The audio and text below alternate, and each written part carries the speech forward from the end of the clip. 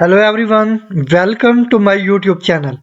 इस वीडियो में हम ओरेकल डेटाबेस के लेटेस्ट वर्जन 21C को डाउनलोड एंड इंस्टॉल करेंगे।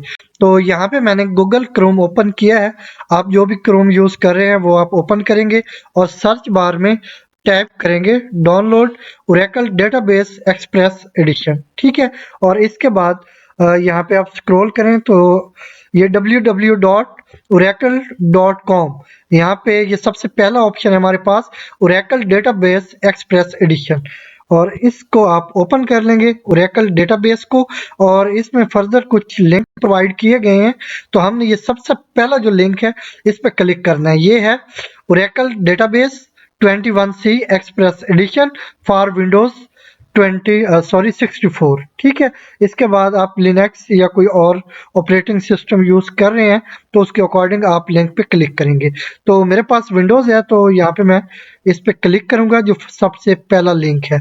तो यहाँ पे ये डाउनलोडिंग हमारे पास स्टार्ट हो चुकी है। इसका टोटल साइज है 1.8 GB और ये थोड़े टाइम में डाउनलोडिंग कंप्लीट हो जाएगी। तो ये ओरेकल डेटाबेस हमारे पास डाउनलोड हो चुका है। ये XE213 आपके पास विनरार का डाउनलोड होना ज़रूरी है, ये आपके पास इंस्टॉल होना चाहिए। और इसके बाद इसको मैं एक्सट्रैक्ट करूंगा इसमें से फाइल को। तो यहाँ पे एक्सट्रैक्ट फाइल्स इस पे क्लिक किया और यहाँ पे ओके प्रेस किया।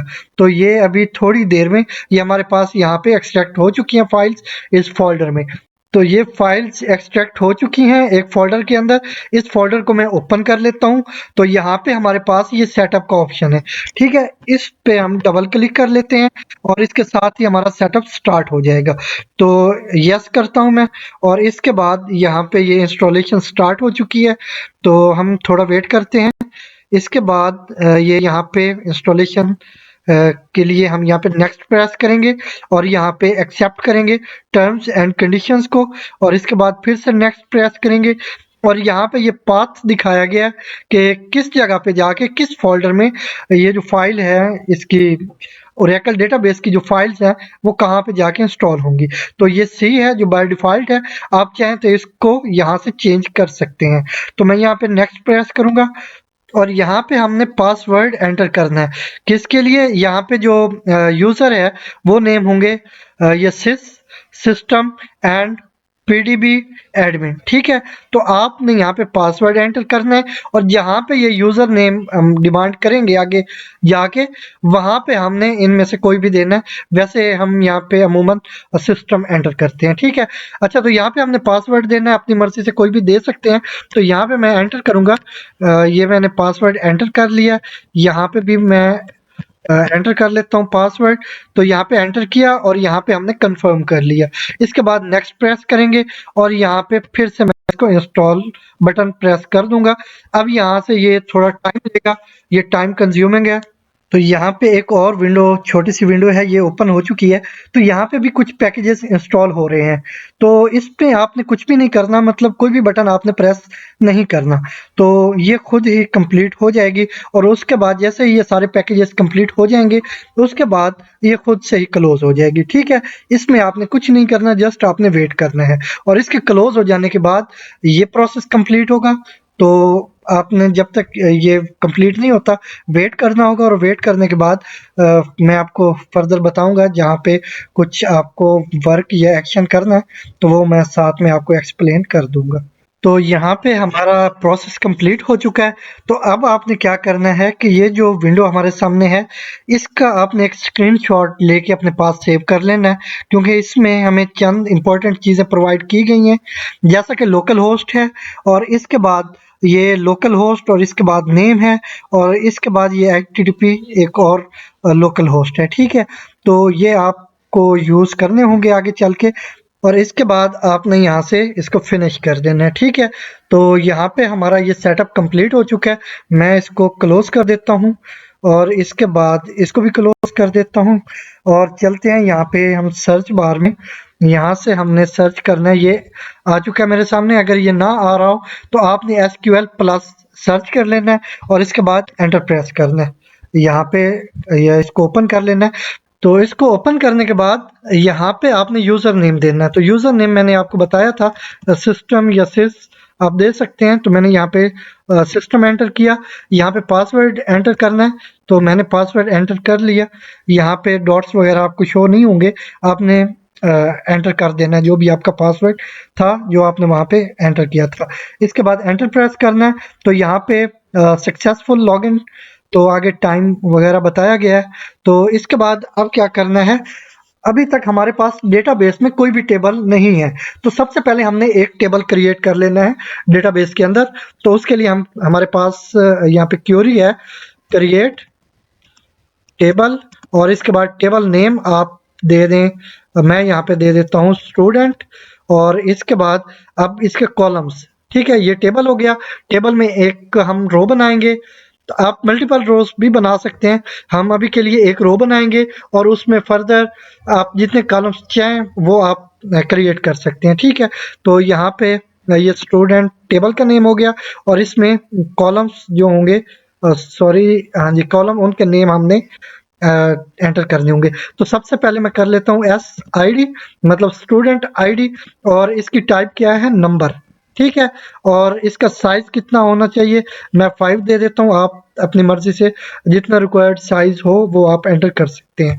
और इसके बाद ये एक हमारा कॉलम हो गया।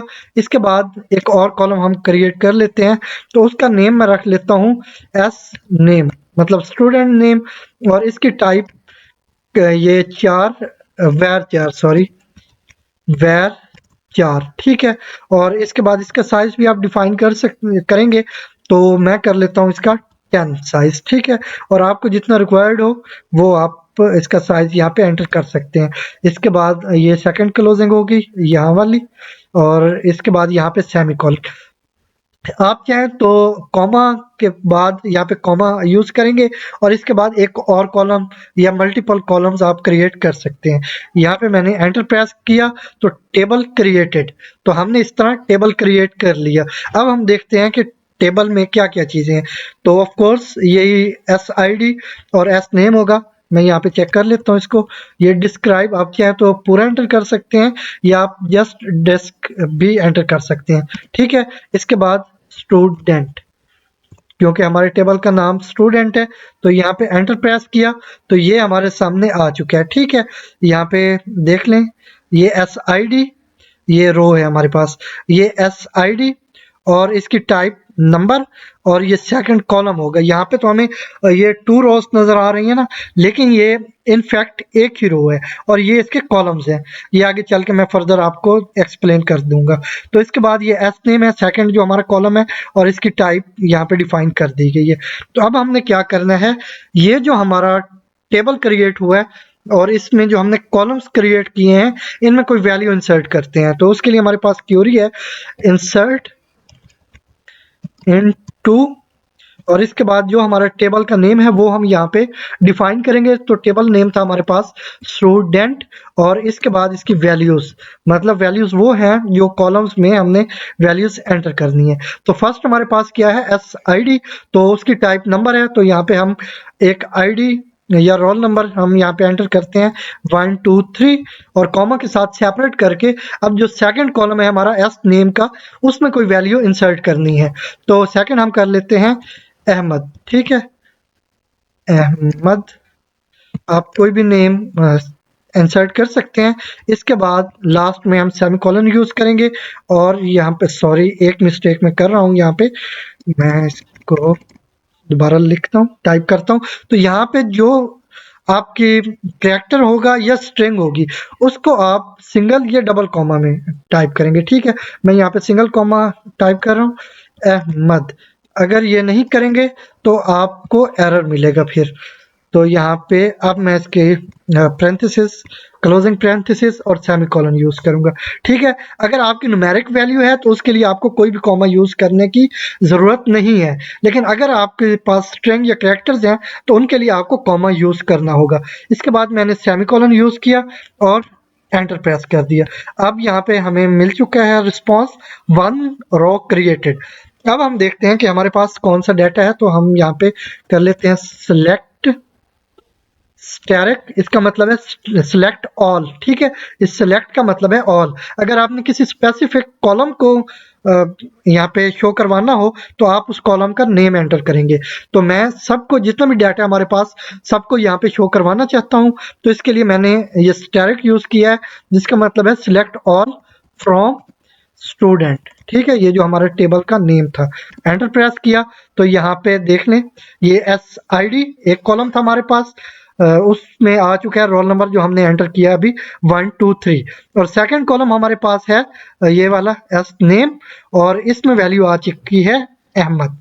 तो अब अगर इसमें फर्दर वैल्यूज हमने इंसर्ट करनी हो तो वो हम कर सकते हैं, अगर हमने टेबल को ड्रॉप करना हो तो वो भी हम यहाँ पे इसको करेंगे।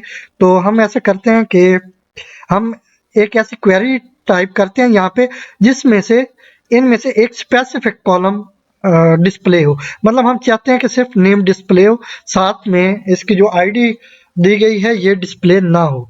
तो हम यहाँ पे क्या करेंगे, सिलेक्ट एस नेम, हमारे नेम था कॉलम का, तो ये एस नेम फ्रॉम, तो टेबल का नेम क्या था, टेबल का नेम था हमारा स्टूडेंट। तो अगर इसमें फर्दर कोई कंडीशन लगाना चाहें कि अगर ऐसा स्टूडेंट जिसका रोल नंबर 1 2 3 है उसका नेम डिस्प्ले हो, तो आप इसके बाद वेयर यूज करेंगे और उसके बाद आप ये एंटर कर देंगे आईडी। ठीक है, लेकिन हम इसको ज़्यादा लॉन्ग नहीं ले जाते, जस्ट हम इसको टेस्ट कर रहे हैं। तो हम यहाँ पे करेंगे select S name from student और इसके बाद सेमीकोलन, एंटर प्रेस किया तो यहाँ पे नेम आ चुका है अहमद। तो यहाँ पे हमारे पास सिर्फ एक ही नेम था, अगर यहाँ पे मल्टीपल नेम्स होते तो जितने भी नेम होने थे वो सारे हमें यहाँ पे डिस्प्ले हो जाते। मतलब ये जो स्टूडेंट टेबल है इसके अंदर जितने भी नेम हमने सेव किए होते वो सारे यहाँ पे डिस्प्ले होते।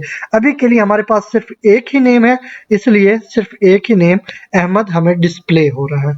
ठीक है, तो अब हम फर्दर आगे इस कोर्स को कंटिन्यू करेंगे, तो सारी क्वेरीज हम यूज करेंगे और मैं उनकी एक्सप्लेनेशन भी दूंगा। तो अभी के लिए हम इसको टेस्ट कर रहे हैं, तो मैं यहाँ पे अब जस्ट इस टेबल को ड्रॉप करूंगा।